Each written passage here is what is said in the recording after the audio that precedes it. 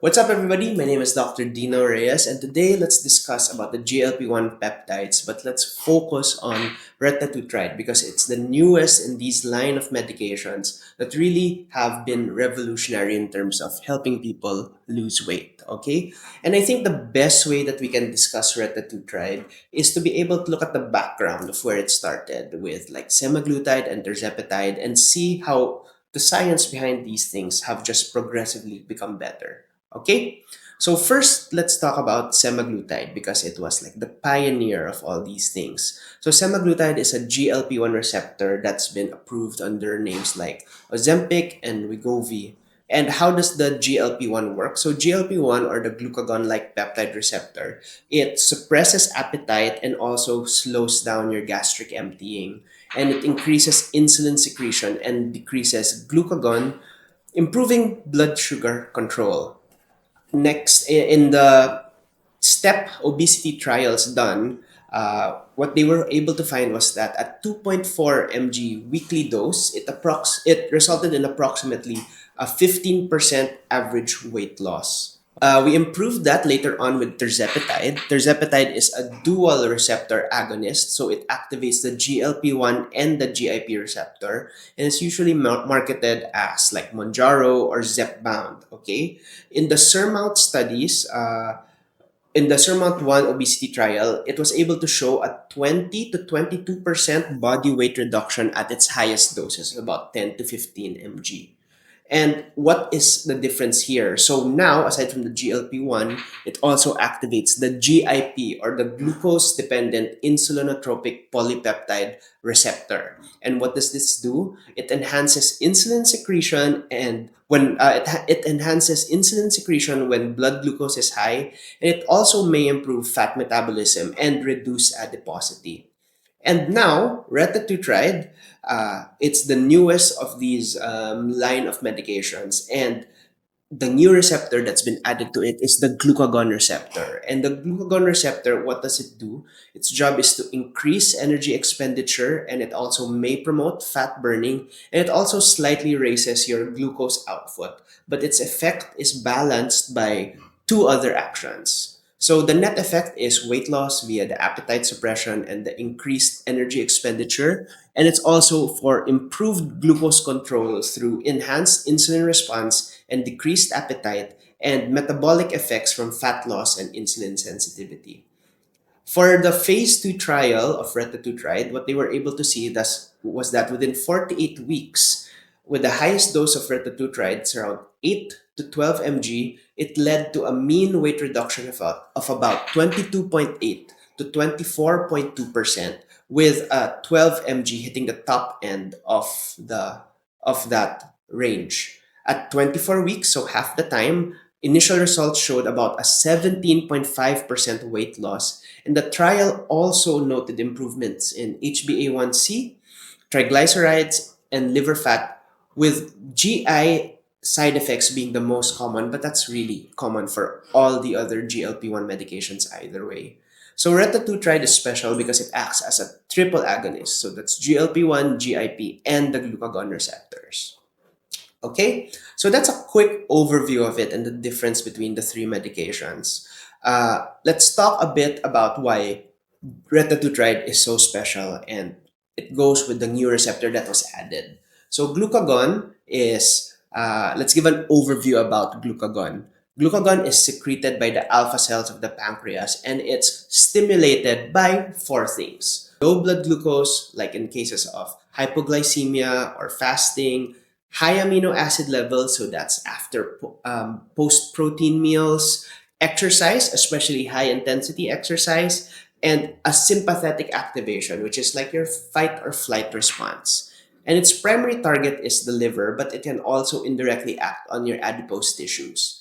What is the main function of glucagon? It raises blood glucose levels by activating catabolic pathways, or breaking down the stored fuels of your body, and it promotes fat mobilization and reduces fat storage. So let's go a bit into the biochem of things. So it's gonna be nerdy.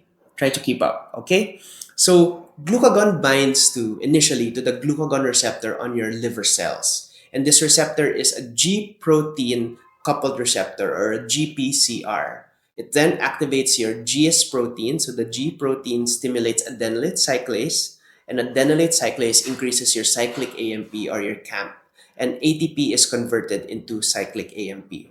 This one in turn activates your protein kinase A or your PKA, and this is the key switch that triggers all the downstream metabolic effects. So why does this matter for weight loss? Glucagon is like the metabolic counterweight to your insulin. Insulin is a storage hormone. It pushes nutrients into the cell and promotes fat storage. Glucagon, on the other hand, is your mobilization hormone. So it pulls all of that energy outside of storage. By activating your PKA, glucagon drains your glycogen store, so that's glycogenolysis. It initiates fat breakdown, that is lipolysis via your hormone sensitive lipase, and it drives gluconeogenesis using fat and protein byproducts to maintain blood glucose. Overall, it shifts your body away from glucose burning to fat oxidation or fat burning. The net effect is that your body starts burning that stored fat for energy, which is crucial for long-term weight loss. Bottom line, glucagon acts like this catabolic accelerator.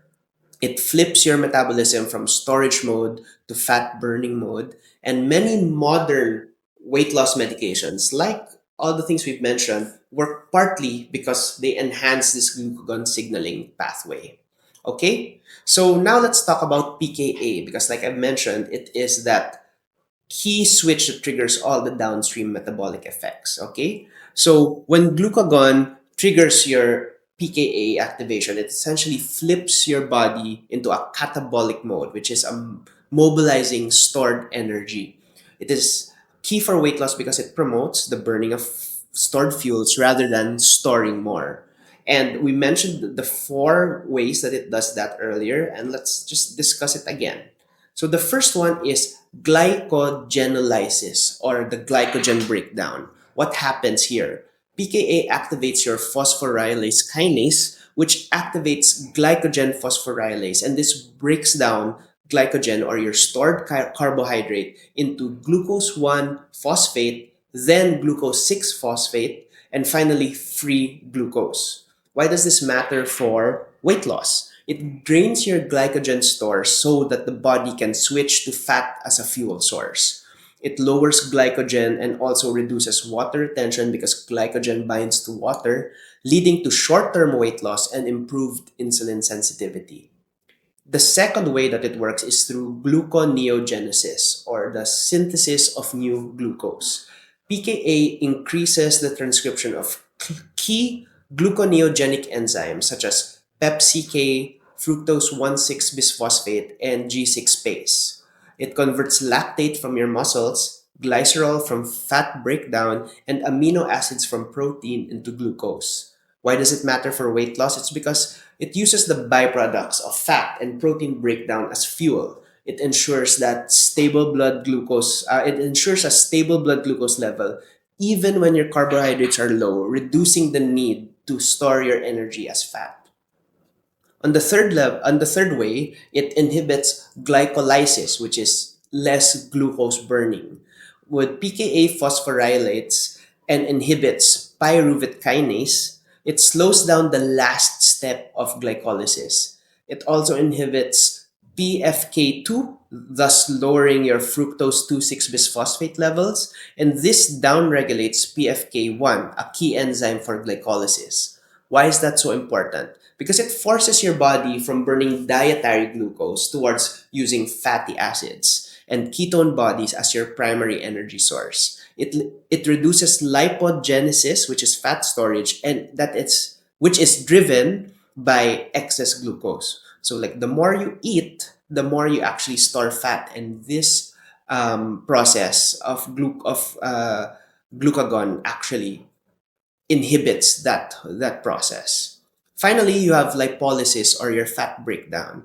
What happens here is that PKA activates your hormone-sensitive lipase, or HSL, in your adipose tissues. Triglycerides are broken down into free fatty acids and glycerol. Glycerol is recycled into your gluconeogenesis, while your free fatty acids are oxidized or burned for energy.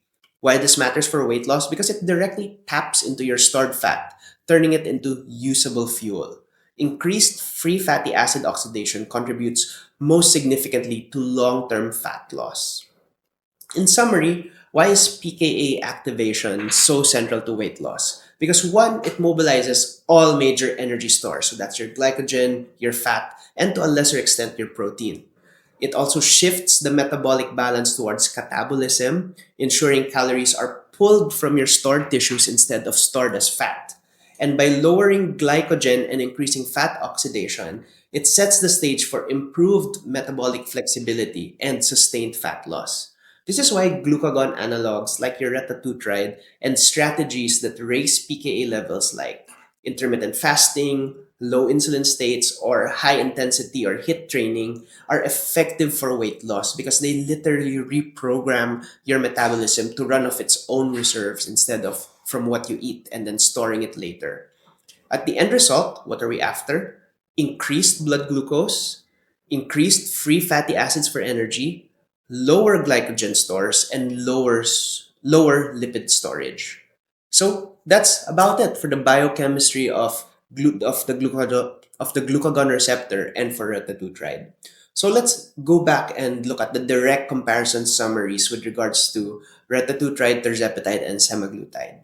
So for semaglutide, it was the GLP-1 hormone only, and the average weight loss was about a 15% decrease at 6 to 8 weeks. Okay? And this was from the STEP obesity trials. For tirzepatide, since it's a dual receptor action now, for GLP-1 and GIP, we were able to see a 20 to 22% decrease at 72 weeks, and this was from the SURMOUNT studies.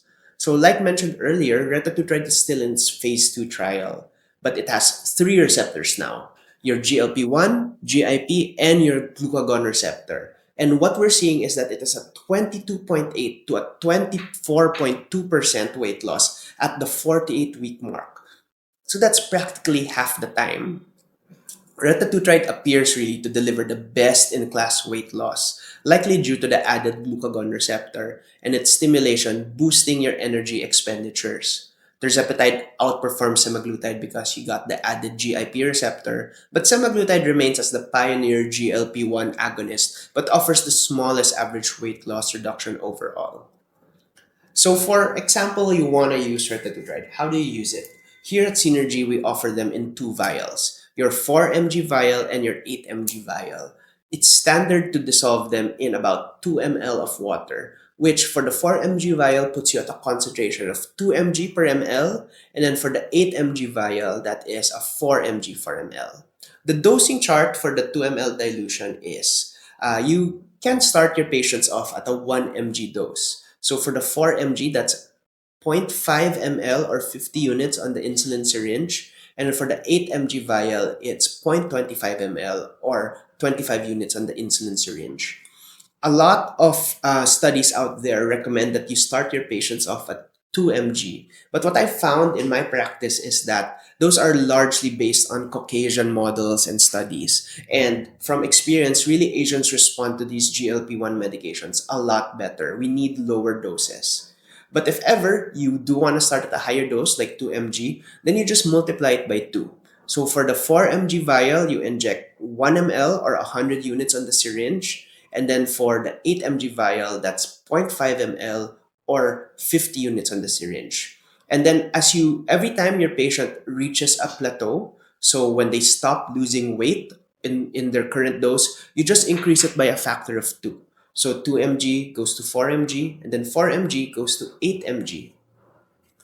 Practical advice: if you're using your 4 mg vial, you'll max out at 4 mg per 2 ml, meaning that's the highest dose you can go on that vial. If using the 8 mg vial, you can easily dose up to 8 mg in 2 ml, and this dosing is more efficient because you also have lower or smaller volumes to inject. Always really use an insulin syringe for precision. And that's the easy bit. You just talk to your patient, give them all three options, and ask which best works for them. Hope you learned something today. That's about it. Bye.